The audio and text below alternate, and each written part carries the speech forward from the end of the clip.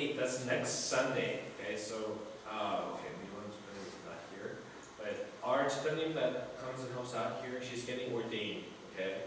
So it'd be great if we could come out and support her. I'll be here as well, but it's going to be from 4 to 6 p.m., the service.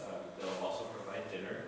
And then I'm going to have a card for us to sign to congratulate her, and we can all be there for her and thank her for continuing to serve us so well.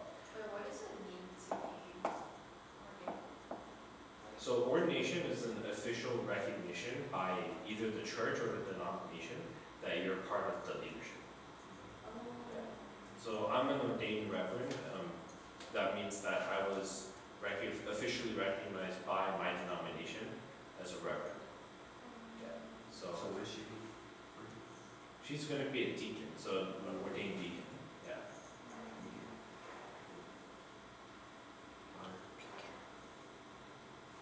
Yeah, and then certain denominations even have like exams and stuff like that. Oh, what? Yeah, so I had to take a pretty hard exam for my ordination, and then some don't. So some just have that interview. Anyway, but like that's what ordination is, and yeah, so it's like an important time. Yeah. It's where she's like being officially recognized by our church as part of our church leadership. So let's be there for her.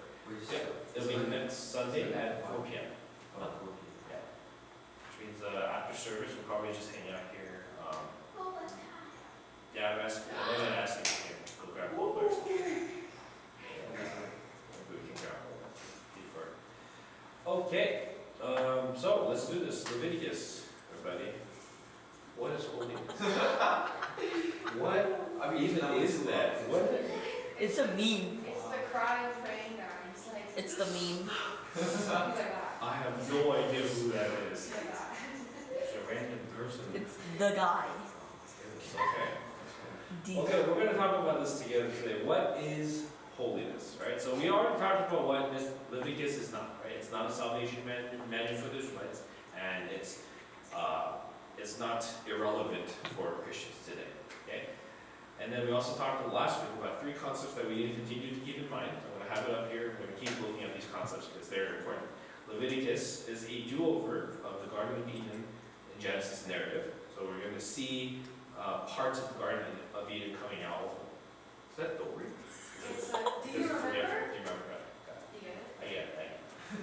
The second concept, Leviticus primarily deals with the forces of life and death. Okay, so we have to really keep this in mind because it's not about sin or like no sin. Like it's about life and death, and we're going to talk a little bit more about that today because it is relevant to holiness. And third, Leviticus is deeply concerned with how the impurity or uncleanness or sin of an individual can affect the presence of God within the community as a whole. Okay, so your sin is not just your sin; it's going to affect everybody else around you.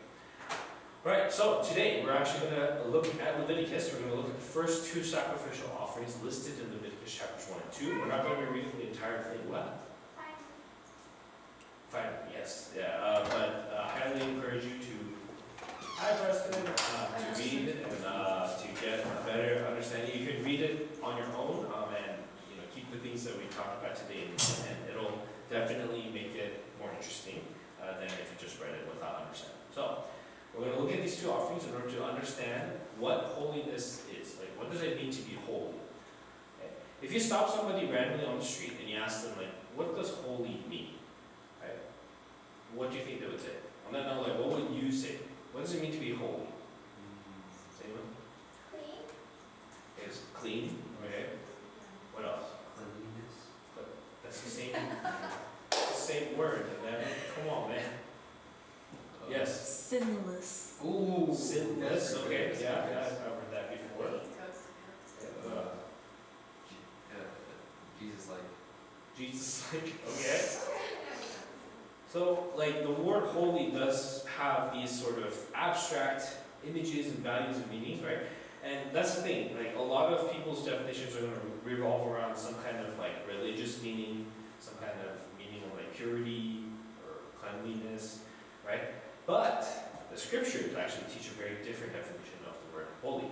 In Hebrew, the word holy is kadosh. Kadosh generally means to be separate, to be distinguished, special, or sacred. What? Minecraft. That's Minecraft. Minecraft. The word kadosh is in Minecraft? No, like the Like the this, layout is like like these. Minecraft. Oh, cool. I guess we dug it up in a Minecraft map. Yeah. Right? But that is what kadosh means, right? I've never played Minecraft, so I just looked up and right? It came out in It's 2010. I know, I never got into it. I had other games I wanted to play. And anyway, I don't know what time it is. Stop sidetracking me. Okay, so God is holy because He is completely and totally unique and separate from all of His other creations. Does that make sense? Right? So God's priests are holy because they're completely and totally unique in terms of their role and their function within the Israelite society. You see that? Right? God's people are holy because they are supposed to be completely and totally unique and separate from all the other people groups around them. Right? There's an actual definition for holiness. And we need to keep that definition in mind as we read today. Okay? So, we're going to look at two sacrificial offerings in our passage today, and we're going to look at how those offerings are complete and totally unique. Okay? Because that's what's going to teach us what holiness is. Yeah, we good? Everyone get it? Cool. First passage, Leviticus chapter 1, verses 4 through 5. You shall lay your hand on the head of the burnt offering, and it shall be acceptable in your behalf as atonement for you. The bull shall be slaughtered before the Lord, and Aaron's sons, the priests, shall offer the blood, dashing the blood against all sides of the altar that is at the entrance of the tent of meeting. Okay, now, did you guys see that? No? Good, I'm just kidding. I'm checking because you probably wouldn't know this unless you understand and know ancient Near Eastern religious ritual, right? Which most of you probably don't read about on a daily basis. But that is one of the difficulties of reading Leviticus. This text is really hard to understand if you don't know the history, if you don't know the cultural context behind the words. So let's unpack some of these mysteries today. Okay, verse 4 to 5, there's actually a clear distinction here that makes the Israelite sacrifice holy. Okay, it makes it very unique, it makes it distinct and separate from all the other religions at the time.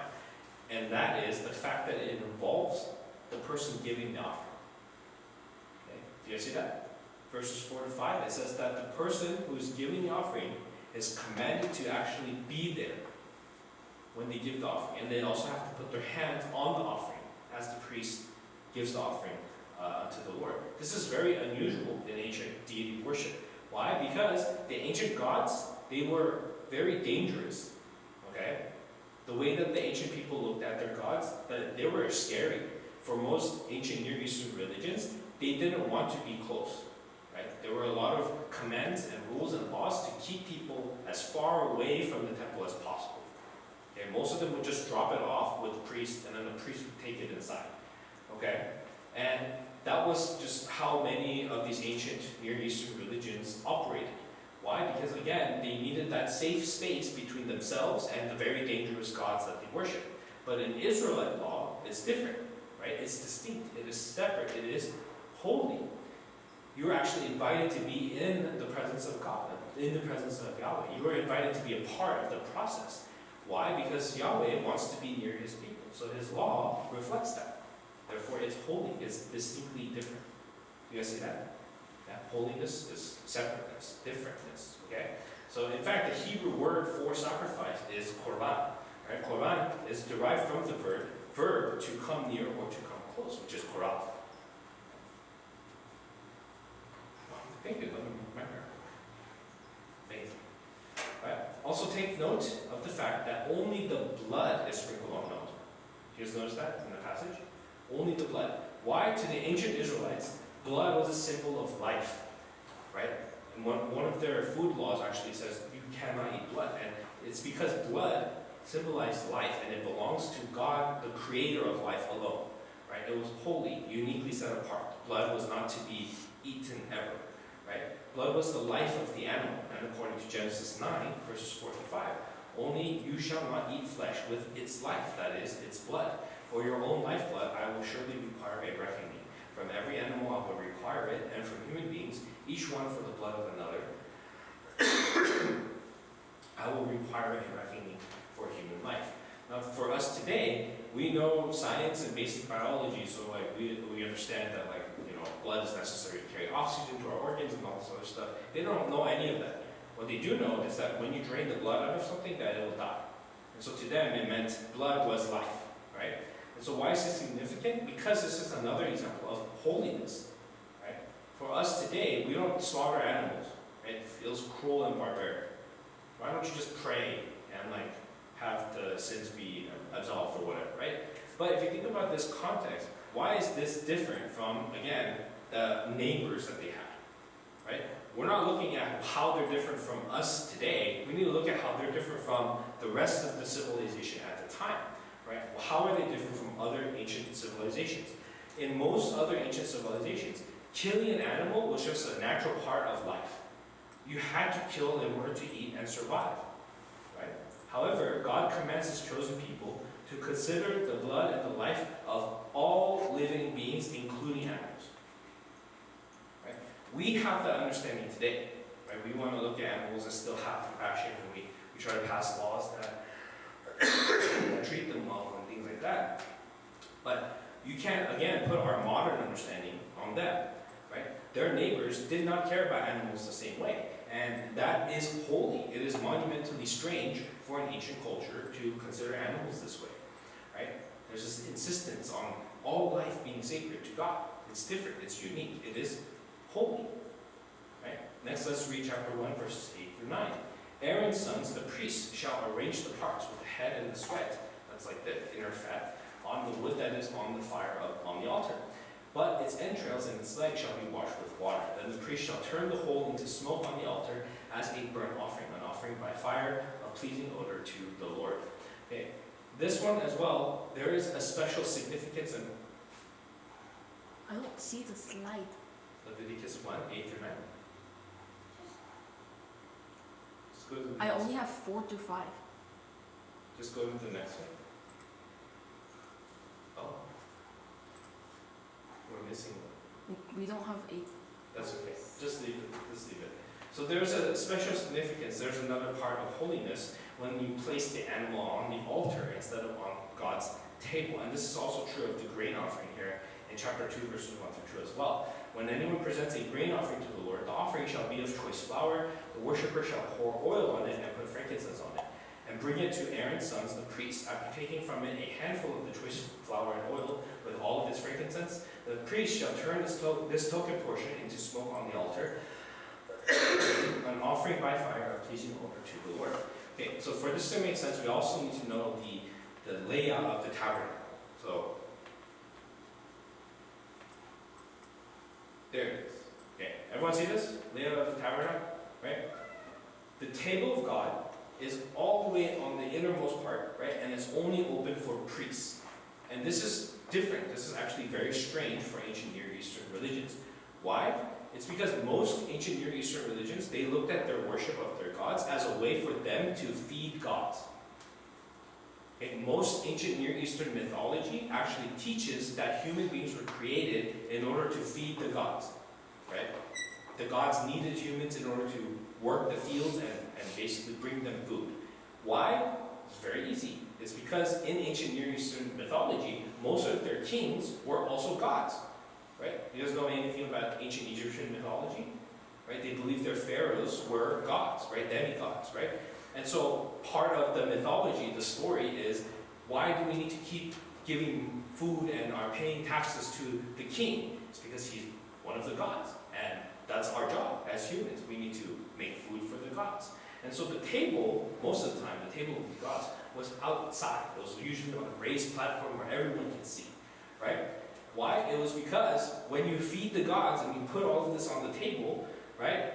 And you burn it all up, it was symbolic. The gods are supposed to eat the bounty that you've placed before them, right? It's supposed to symbolize how wealthy, how amazingly rich the city was. This is public display, but this is not true of Yahweh, right? Of God of Israel. God of the Israelites, He does not need to eat, right? He does not need food from His followers. Therefore, all of the food is actually intentionally removed from the Holy of Holies. Did you guys know that? Right? And even the offering itself is burned on the public altar in the outer court. Right? Even when it's a grain offering, in chapter 2, verse 3, they don't burn the whole thing up, only a handful. You see that? What happens to the rest of it? The rest, they give to the priests. Why? Because humans need to eat. God does not. Let's read here. And what's left of the grain offering shall be for Aaron and his sons, a most holy part of the offerings by fire to the Lord. That's why in Psalms, right? Psalm 50, verses 12 to 14 says this: if I were hungry, I would not tell you, for the world and all that is in it is mine. Do I eat the flesh of bulls or drink the blood of goats? Offer to God a sacrifice of thanksgiving and pay your vows to the Most High.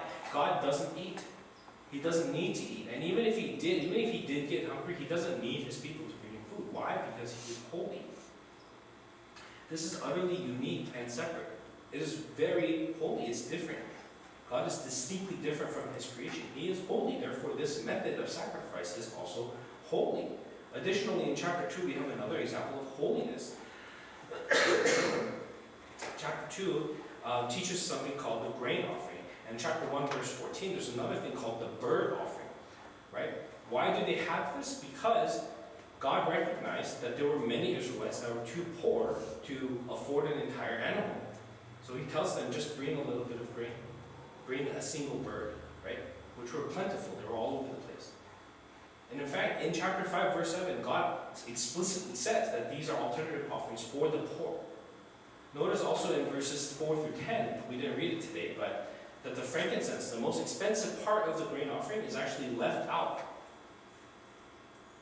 When you actually bake the grain into bread, and you use less grain when you bake it. So another way that poor people could participate fully in the worship.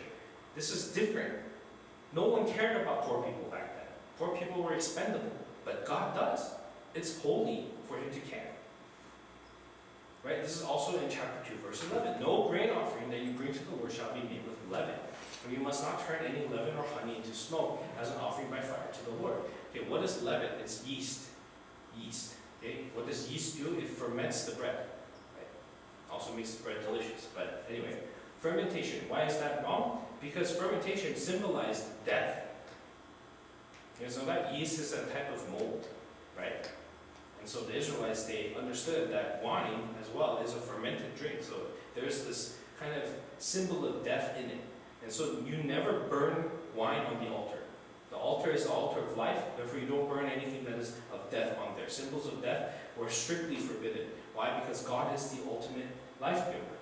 And therefore for him to be separate, to be distinct and unique and holy, it needs to be different. Let's read our final passage together, chapter 2, verse 13. You shall not omit from your grain offerings the salt of the covenant with your God. With all your offerings you shall offer salt. Salt is, in verse 13, is mentioned as a way of establishing or remembering or preserving the covenant that God has with his people. Okay? These symbols are supposed to last. You're supposed to use them to remember, even after they're no longer practiced. You guys see how different these offerings are? They are holy, they're distinct, they're separate, they're unique, one of a kind, different from everything else that they had at the time. So what can Christians today learn from these two offerings? Well, in Matthew, God actually commands his people to be holy as I am holy. So I think it's important that we have a better understanding of what it means to be holy. Because if God says, as God's people, we need to seek after holiness, how can we seek after holiness if we don't have an understanding of what holy is? Because I don't think it's good enough for us to have a vague idea of cleanliness or sinlessness or purity, right? What does that mean, though? Like, those things can be a part of holiness, sure, but those abstract definitions don't help us. So instead, I invite you to look at the holiness of these two Levitical offerings. What are the values that they profess that are different from the values of the cultures around them? Right? Is that true? Yeah, like what are the values that they profess that are unique, that are different from the cultures around them? Right? What do the pagans believe? The pagans believe that their gods are distant. Right? That they're distant, wrathful deities who are petty and terrifying. Instead, what does Israel believe? Israel recognizes that their God, Yahweh, right, is a God who desires to draw near to his people. A God who desires to be known to them, who wants a relationship with them. What do the pagans believe? The pagans believe that their worship was of service to their gods, right? These caricatures of human beings that they had to feed, right, and care for them. Yahweh is different. He is a God above all other gods, an existence holy and separate, completely separate and distinct from his creation. He is totally self-reliant, yet he loves his people enough to partner with them anyway. He invites them in. The pagans, they believed that life only had value according to the power and the status of the holder of that life. But Yahweh cares for all life, from the loftiest king to the lowliest beast, and he commands his people to not spill blood, not spill lifeblood without reason or rationality. The pagans believed that the worship of the gods was only possible for those whom the gods already blessed. Thus, the wealthy deserve more wealth so that they're able to worship better. Yahweh says, no, all of his people are given the opportunity and the chance to draw near to him, no matter their wealth or their status. So I ask you today, Christians, are you holy? Are you holy? When I ask that, how do you respond? Because as we study the book of Leviticus, I want everyone to understand that holiness lies not necessarily in the uniqueness of your behavior or your actions, but in the distinctness and uniqueness of your values as compared to the cultures and groups around you. Holiness lies not necessarily in the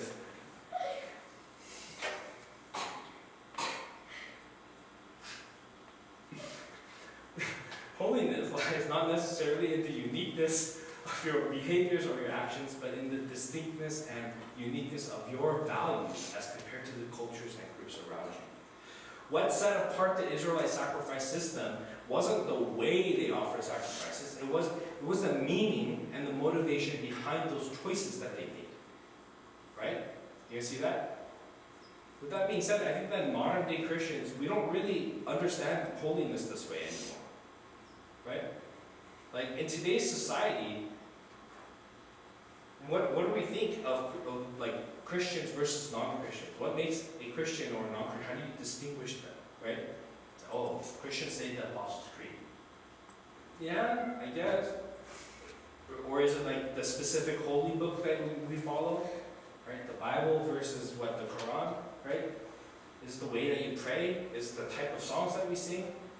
Like what is it intrinsically? Like what makes Christians different from everyone else in the world? Right? And I ask this because I want to challenge the idea, right, that Christians are supposed to be separate or distinct because of their behaviors. Right? Let me give you guys an example. There's a Jewish scholar named Hezkel Kaufman. He contends that with the evidence that we have, right, he believes that all of the sacrifices that are commanded in Leviticus were done in complete silence. Why? It's because most of the religions, ancient religions back then, pagan religions, they would use a lot of words and they would sing and pray probably the entire time. Why? Because they believed the gods were far away and therefore they had to be loud enough for their voices to reach them. You guys remember from our Sermon on the Mount series, Jesus actually mentions this. He says, don't babble like the pagans do, right? So what is it that makes the Israelites worship holy or distinct or set apart? Is it because they're quiet? Is it because their worship service was quiet? Is it the strict silence that made it holy? No, it's not the silence. It's the fact that they did it in silence compared to the pagan religions, which did not. Right? It's the value that said, my faith in God is not dependent on how hard I pray to him. It's the value that says, I trust in the goodness of God and his willingness to hear his people. Right? So it's not holy back then because it was quiet. It was silence that prevailed against all the common sense of the people around them. Do you guys see that? That's the difference. That is why it's holy. It's not because they were quiet. Right? So when we look at holiness, we have to not see it as something we do. We have to look at it as something we value. Right? Otherwise, holiness loses its purpose. It becomes a list of meaningless like do's and don'ts, and a bunch of lists of rules, right? We're not supposed to value the silence. We're supposed to value the values, the unique and distinct values behind the silence. Because like, if they did this, right, and imagine me telling you guys, therefore from now on, we will not talk anymore during service. We're all going to be completely silent, including me. We're just going to put slides up here. Like, is that holy now? Right? That doesn't make sense, right? Or people walking around, if we have a newcomer, and they're just going like, shh, shh, and we don't explain anything to them, we just keep telling them to be quiet because, like, is silence as holy or whatever? Right? It sounds silly, but that's exactly what we do. We have created random categories, random behaviors, and it's said that this is holy and this is unholy. Because we have this human obsession with needing to look holy instead of being holy. Right? All throughout the Old Testament, God rebukes the Israelites because they do not value holiness. They pretend to look holy. They continue to do sacrifices, but God says, I require mercy. Right? They continue to do worship services, but He says, I want grace. I want loving kindness. They continue to pray, but God says, no, I want obedience. Right? The answer seems so obvious and simple, but I don't think we do a good job with this at all. When I was young, back in the early 2000s and the 90s, there was a movement, right, where it was called the purity movement, where they wanted holy sexuality in courtship. Right? They wanted teens to only date for the purpose of marriage. It was called the purity movement. And look, I believe it started with good intentions. It started with people that really wanted to pursue purity and holiness, but I know it started that way, but it actually became incredibly oppressive and shame-filled and guilt-tripping, like, very quickly. Because rather than defining the holiness of Christian relationship and sex as a distinct and unique way from what the world values, right, the movement started to define purity and holiness by using random outside behaviors.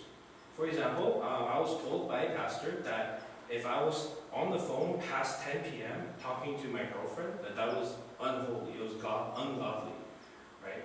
That it was harmful and unwise. I was told that boys and girls cannot ever swim together because the boys would get unholy or impure thoughts. Right? I was told that holding hands or any kind of physical intimacy was strictly forbidden because it was unholy. A pastor that I know, he literally didn't hug his wife the entire time they were dating until they were at the altar about to get married. Right? And then we were told that that was the ideal way to date. That is what we should aspire to. Right? These teachings led to an incredible amount of guilt-tripping and shame. Why? Because people who were able to do this felt self-righteous, and then they would judge the people who weren't able to do it, right? Who struggled. And then the people who struggled, they felt demoralized. They felt like they were never good enough. What happened? What happened? Instead of teaching the values, the goodness, right? The distinctness, the uniqueness, the separateness of what the Bible teaches about sexuality, people started to look at external markers, outside signs, that they were holy. And then they taught people to do that instead. Instead of teaching and correcting the values, we started correcting and teaching behavior instead. And that is what we've continued to do with our holiness. How are we holy? How are we holy? What makes us distinct, unique, set apart as Christ followers? Is it our little fish bumper stickers? Is it the special days that we celebrate in church? Is it the little crosses and Bible verses on different products? Thank you, Dwayne The Rock Johnson. Okay. Is it that we only listen to Christian music, or that we need to read a specific holy book, or that we vote a particular way? Do you notice something about any of these things that I just listed? Every single other holy group can claim the same thing.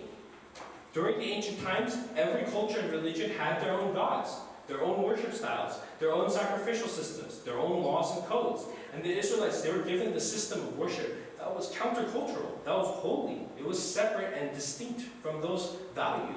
And I believe that today, Christians are called to be the same. And in the same way that the Israelites ultimately failed because they kept chasing behaviors, I think we're doing the same thing today. We have allowed the love of money, the love of ourselves, to overtake the values and ideals of Jesus. We keep putting external markers of obedience instead of teaching the values of holiness. We've allowed the values of American capitalism to penetrate into our souls and our minds, and we've mutated Christianity into this unholy, experience-filled, like empty self-help religion. Like, I think it's really sad that there are no Christian businesses that value human life and dignity over profit. Like, we can talk about, oh, In-N-Out puts John 3:16 in their cups, but like, what does the CEO do to actually help the people working there? She still makes like hundreds of millions of dollars. Like, how is it a Christian business if the business runs exactly like every other business out there? Or same with Hobby Lobby, right? These are not Christian businesses. They're just businesses with Jesus like painting on top of it. Christian businesses would give ownership to everybody, would allow everyone to be a part of ownership of the company, would pay everyone similarly, right? Or pay people according to the need that they have. Right? I want to see Christian families that value respect and love and compassion over discipline or obedience and wealth. Right? Like, how did my parents raise me that was Christian? Is it because they said Pokemon was demonic? Or that Simpsons were bad because Simpsons teaches disobedience? Like, that's not Christian. That's just them being scared of random things, right? They still told me to go to college. They still told me to check your dual listing, right? Like, do you guys see what I'm saying? Like, the values are exactly the same as everyone else. What's different? So will we hold to holy values or to worldly ones? And I think that's the question I want to end on today. So let's pray together. Let's reflect together for a little bit. Basically, we can come up and slowly start playing, but while they're up here and getting ready, I want us to pray about this together, okay? What makes us holy? What makes us unique? What makes us separate and set apart? And again, I want you to think differently. I want you to think beyond identity markers or behaviors that you need to do. What makes us Christian? Being against abortion doesn't make you Christian. Being against abortion doesn't make you a church. Okay?